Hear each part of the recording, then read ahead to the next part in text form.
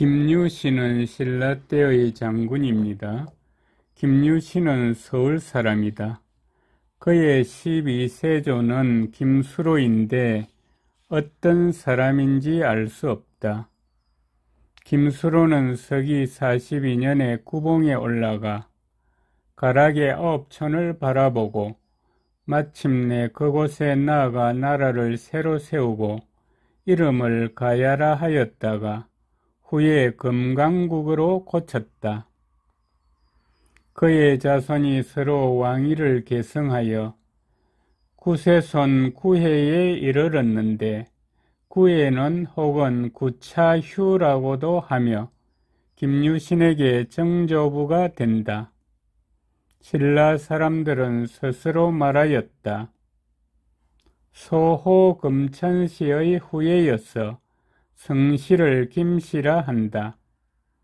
김유신비에서도 또한 헌언의 후예요 소호의 자손이다. 곧 낭가야 시조인 김수로와 신라왕은 같은 성씨이었다.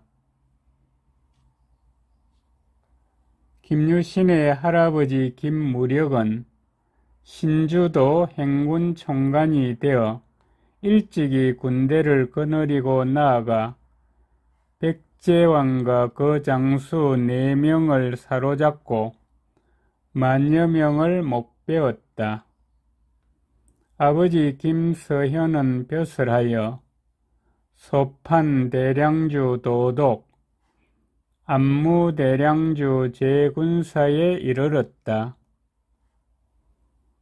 김유신비를 살펴보니 아버지는 소판 김소연이라고 하였는데 서현이 혹은 고친 이름인지 혹은 소연이 자인지 알 수 없다. 의문이 있으므로 2가지 모두 적어둔다. 일찍이 김서연이 길에서 갈문왕 입종 아들인 숙헐종의 딸 만명을 보고 사랑하는 마음을 품어 눈짓으로 그녀를 깨어 중매를 그치지 않고 야합하였다. 김서현이 만노군 태수가 되어 만명과 함께 임지로 가려하니 숙헐종이 비로소 딸이 김서현과 야합한 것을 알고 그녀를 미워하여 벨체에 거두고 사람을 시켜 지키게 하였다. 그런데 갑자기 벨체의 문에 벼락이 쳐서 지키는 사람들이 놀라 어지러워했다. 만명은 뚫린 구멍으로 빠져나와 마침내 김서현과 함께 만노군으로 갔다. 김서현이 경진일 밤에 형옥성과 진성이 자신에게 내려오는 꿈을 꾸었다. 만명 역시 신축일 밤에 꿈속에서 황금 갑옷을 입은 어린아이가 구름을 타고 집 안으로 들어오는 것을 보았다. 그녀는 얼마 안 있어 임신하고 20개월 만에 김유신을 낳았다. 이때가 진평왕 17년 595년이다. 김서연이 아이의 이름을 지으려 할 때 부인에게 말하였다. 내가 경진일 밤에 길몽을 꾸어 이 아이를 얻었으니 이 경진으로서 이름 짓는 것이 합당하다. 그러나 날이나 달 간지로서 이름 짓는 것은 예가 아니다. 지금 경자는 유자와 글자 모양이 비슷하고 진자는 신자와 음성이 근사하다. 더구나 옛 해닌으로 유신이라 이름 지은 이가 있었으니 어찌 그것으로 이름 짓지 않겠느냐. 마침내 이름을 김유신이라 지었다. 공은 신라 26대 진평왕 31년 609년 15살에 하랑이 되었는데 당시 사람들이 기꺼이 따랐으며 그의 낭도를 용화향도라고 불렀다. 진평왕 33년 611년에 공의 나이는 17살이었다. 공은 고구려와 백제 말갈이 나라의 강력을 침범하는 것을 보고 비분강개하여 침략하는 외적을 평정할 뜻을 품었다. 홀로 중학의 석굴에 들어가 재개하고 하늘에 맹세하였다. 적국이 무도하여 성냥이와 범처럼 우리의 강력을 어지럽혀 평안한 해가 거의 없다. 저는 한낱 보잘것없는 한미한 신하로서 재주와 힘을 헤아리지 않고 재앙과 난리를 없애고자 하는 뜻을 품었으니 하늘이 굽어 살펴 나에게 도움을 달라. 석굴에 머문 지 나흘이 지나 홀연히 한 노인이 거친 베옷을 입고 나타나 말하였다. 여기는 독충과 맹수가 득실거리는 무서운 곳이다. 귀한 소년이 여기에 와서 혼자 있는 것은 무엇 때문이냐? 김유신이 대답하여 말하였다. 어른은 어디서 왔느냐? 조남을 가히 들을 수 있겠느냐? 노인이 말하였다. 나는 일정하게 머무는 곳이 없고 인연에 따라가고 머물며 이름은 난성이다. 공이 이 말을 듣고 그가 보통 사람이 아님을 알았다. 그에게 두 번째라고 나아가 말하였다. 나는 신라 사람이다. 나라의 원수를 보니 마음이 아프고 머리에 근심이 가득 차서 일부러 이곳으로 와 귀한 인연을 만나기를 바랐다. 엎드려 바라옵건대 어른이 나의 정성을 가엾게 여기어 방수를 가르쳐 달라. 노인은 잠자코 말이 없었다. 공이 눈물을 흘리며 간청하기를 그치지 않고 67번이나 하였다. 노인이 그제야 말하였다.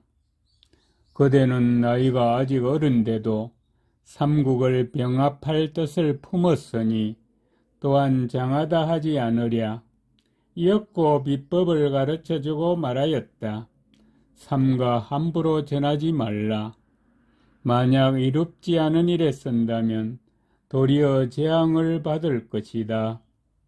말을 마치고 작별하였는데 노인이 이리쯤 갔을 때 쫓아가 바라보았으나 노인은 보이지 않고 오직 산 위에 오색 찬란한 빛만이 비출 뿐이었다. 신라 26대 진평왕 34년 612년에 이웃한 외적들이 신라를 한층 더 바삭 핍박해 오자 공은 마음에 품은 장렬한 뜻이 더욱더 강렬해져 홀로 보금을 들고 열박산 깊은 골짜기로 들어가 향불을 피우고 하늘에 고하여 기원하기를 중학에서 맹세한 말과 같이 하였다. 계속해서 기도하였다. 천간이 빛을 드리워 복음의 신령을 내려달라. 3일째 되는 밤에 허성과 각성 두 별이 밝게 빛을 발하며 내려와 드리오니 마치 복음이 움직이는 것 같았다. 신라 26대 진평왕 51년 629년 8월에 진평왕이 이찬, 임만리, 파진찬, 용춘, 백용, 소판, 대인, 서연 등을 보내 군사를 거느리고 고구려 낭비성을 공격하게 하였다. 고구려인들이 군사를 내어 갑자기 습격해와 우리 편이 패하여 죽은 자가 많았고 군사들의 사기가 꺾여 다시 싸울 마음이 없었다. 김유신이 이때 중당 당주였는데 아버지 앞에 나아가 투구를 벗고 고하여 말하였다. 우리 군사들이 패하였다. 내가 평생 나라에 충성하고 부모에 효도할 것을 스스로 기약하였으니 전투에 임하여 용맹하지 않을 수 없다. 대저 듣건대 옷깃을 잡고 흔들면 갑옷이 바로 펴지고 벼리를 끌어당기면 그물이 펼쳐진다고 하였으니 내가 벼리와 옷깃이 되겠다. 이에 말을 타고 금을 빼어들고 참호를 뛰어넘어 적진을 드나들면서 장군의 목을 베어 그 머리를 끌고 돌아왔다. 우리 군사들이 그것을 보고 성새를 타 분발하여 공격하여 5천여 명의 목을 베고 1,000명을 사로잡았다. 성 안의 사람들이 몹시 두려워하여 감히 저항하지 못하고 모두 나와 항복하였다. 신라 27대 선덕왕 11년 642년에 백제가 대량주를 쳐서 무너뜨렸을 때 김춘추의 딸 고타소랑이 남편 품석을 따라 죽었다. 김춘추가 이를 한스럽게 여겨 고구려의 군사를 청하여 백제에 대한 원한을 갚으려 하니 선덕왕이 허락하였다. 장차 고구려로 떠나려 할 때 김유신에게 말하였다. 나와 공은 한 몸으로 나라에서 가장 신이 많은 중신이 되었으니 지금 내가 만약에 고구려에 들어가 해를 입는다면 공은 무심할 것이냐. 김유신이 말하였다. 공이 만일 갔다가 돌아오지 못한다면 나의 말발굽이 반드시 고구려와 백제 두 왕의 조정을 짓밟을 것이다. 만약 이렇게 하지 않는다면 장차 무슨 면목으로 나라 사람들을 대할 수 있겠느냐. 김춘추는 감격하고 기뻐하여 김유신과 함께 손가락을 깨물어 피를 마시며 맹세하여 말하였다. 내가 일정을 헤아려 보니 60일이면 돌아올 것 같다. 만약 60일을 넘기고도 돌아오지 않는다면 다시 만날 수 있는 기회는 없을 것이다. 마침내 서로 헤어졌다. 후에 김유신이 암양주 군주가 되었다. 김춘추가 혼신사관과 함께 고구려를 예방하기 위해 가다가 대매현에 이르렀을 때 대매현의 사람인 두사지 사관이 푸른 배 300보를 주었다. 이었고 고구려 국경에 들어가자 고구려 왕이 태대대로 영계 소문을 보내 김춘추 일행의 객사를 정해주고 연회를 열어 매우 융숭하게 대접하였다. 혹자가 고구려 왕에게 고하여 말하였다. 신라 사람은 보통 사람이 아니다. 이번에 온 것은 아마 우리의 행세를 살피려 한 것 같다. 왕은 도모하여 후환이 없게 하라. 왕은 대답하기 곤란한 질문을 하여 김춘추가 제대로 대답하기 난처해하는 것을 빌미로 욕보이려 하였다. 왕이 김춘추에게 말하였다. 마목형과 중령은 본래 우리나라의 땅이니 만일 우리에게 돌려주지 않으면 돌아갈 수 없을 것이다. 김춘추가 대답하여 말하였다. 국가의 토지는 신하가 마음대로 할 수 없기 때문에 나는 감히 명령을 따를 수 없다. 왕은 노하여 그를 가두고 처형하고자 하였으나 실행에 옮기진 않았다. 김춘추가 푸른 배 300보를 왕이 총애하는 신하 선도해에게 몰래 주었다. 선도해가 음식을 차려 가지고 와서 함께 술을 마시다가 거나하게 취하게 되자 선도회가 농담하듯이 말하였다. 너는 일찍이 거북이와 토끼의 이야기를 들은 적이 있느냐?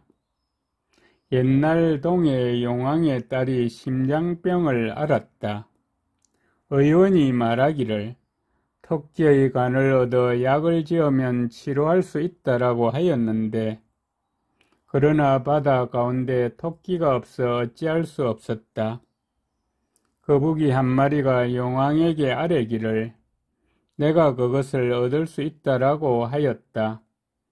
드디어 육지에 올라 토끼를 보고 말하기를 바다 가운데 섬 하나가 있는데 맑은 샘과 깨끗한 돌, 우거진 숲과 맛있는 과일이 있으며 추위와 더위가 이르지 못하고 매와 샘에도 침입하지 못한다.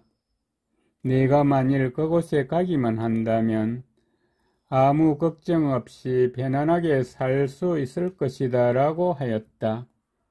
이어 토끼를 등에 업고 2, 3리쯤 헤엄쳐 가다 거북이가 토끼를 돌아보며 말하기를 지금 용왕의 딸이 병에 걸렸는데 모름지기 토끼의 간이 약이 된다고 하기에 수고로움을 꺼리지 않고 너를 얻고 왔을 뿐이다 라고 하였다.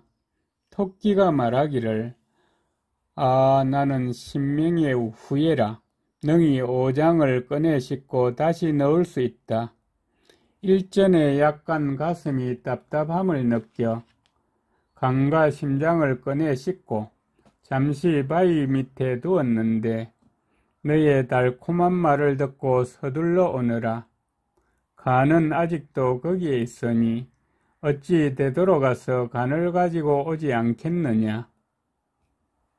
그렇게 하면 너도 구하는 것을 얻을 수 있고 나는 비록 간이 없어도 또한 살 수 있으니 어찌 둘 다 서로 좋은 일이 아니겠느냐라고 하였다.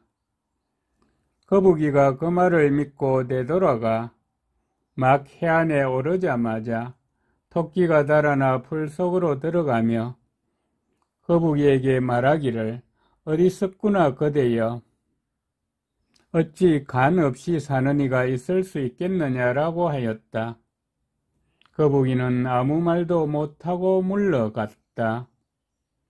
김춘추가 그 이야기를 듣고 그 뜻을 깨달아 고구려 왕에게 글을 보내 말하였다.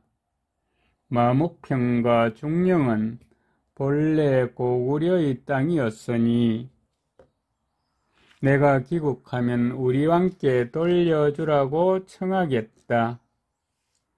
만일 나를 믿지 못하겠다면 밝은 해를 두고 죽기를 맹세하겠다. 왕이 이에 기뻐하였다. 김춘추가 고구려에 들어간 지 60일이 지나도 돌아오지 않자 김유신이 국내의 용사 3,000명을 가려 뽑고 그들에게 말하였다. 내가 듣건대 나라의 위태로움을 보고 목숨을 바치며 나라에 어려움이 닥치면 자기 몸을 돌보지 않는 것이 열사의 뜻이라고 한다.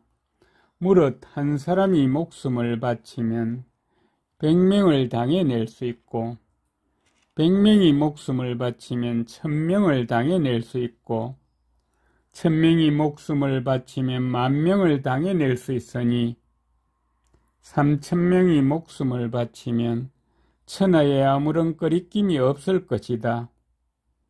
지금 나라의 어진 재상이 다른 나라에 붙잡혀 있으니 어찌 두려워 어려움을 피하겠느냐.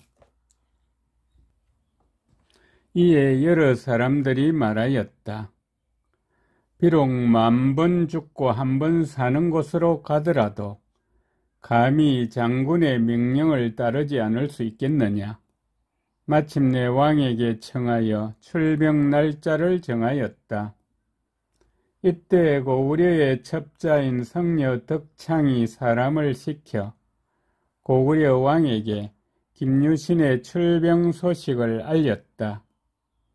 왕은 이미 김춘추의 맹세를 들은 데다가 또한 첩자의 말을 듣고 나니 감히 다시 김춘추를 억류하지 못하고 후하게 예우하여 돌려보냈다. 김춘추가 고구려의 국경을 벗어나자 호송하는 사람에게 말하였다. 나는 백제에 대한 원한을 갖기 위해 군사를 청하려 왔던 것인데 대왕이 허락하지 않고 도리어 토지를 요구하였으나 이것은 신하가 마음대로 할 수 있는 것이 아니다. 지난번에 대왕에게 글을 올린 것은 죽음을 면하기 위해 한 것일 뿐이다. 김유신을 암양주 군주에 임명하고 선덕왕 13년에 소판으로 삼았다. 644년 9월에 선덕왕이 명하여 상장군으로 삼아 군사를 거느리고 백제의 가해성, 성열성, 동화성 등 7성을 치게 하여 크게 이겼다. 이로 인해 가해의 나루를 개통하였다. 선덕양 14년 645년 1월에 김유신이 서울로 돌아와 왕을 뵙기도 전에 국경을 지키던 관리가 급하게 백제의 대군이 와서 우리 메리포성을 공격한다고 보고하였다. 선덕왕은 또한 김유신을 상주 장군으로 임명하고 백제 대군의 공격을 막도록 하였다. 김유신은 명을 받자마자 곧바로 말을 타고 아내와 자식을 만나지 않고 메리포성으로 가 백제군을 맞아 싸워 물리쳐 2000명의 목을 베었다. 645년 3월에 돌아와 왕궁에서 복명하고 미처 집으로 귀가하지도 못하였는데 또한 급하게 백제 군사가 그 국경지역에 출동하여 주둔하고 장차 크게 군사를 일으켜 우리를 침략하려 한다고 보고하였다.